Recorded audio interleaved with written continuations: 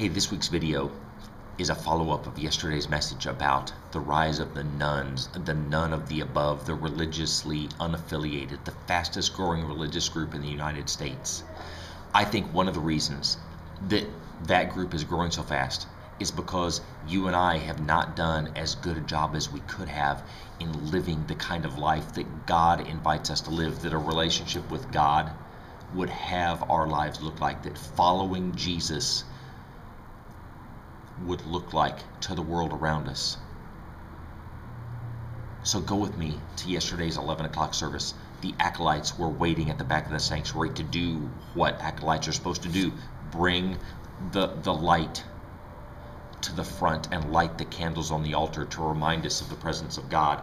And as they were waiting, they were doing a little dance. It was fun to watch. It was joyful to watch that they were just playfully waiting for their turn to do what they were supposed to do. And when it was time, they did exactly what they were supposed to do. They did it so well that if you hadn't seen them doing their little acolyte dance, you never would have known that was happening.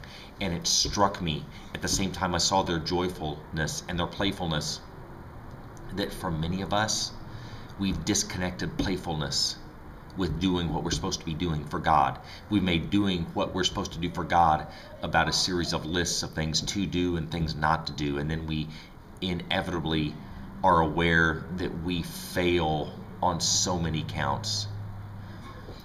And these things choke the playfulness out of our lives.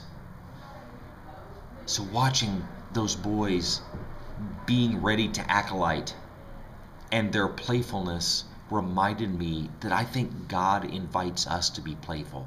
I'm convinced our God is a playful God.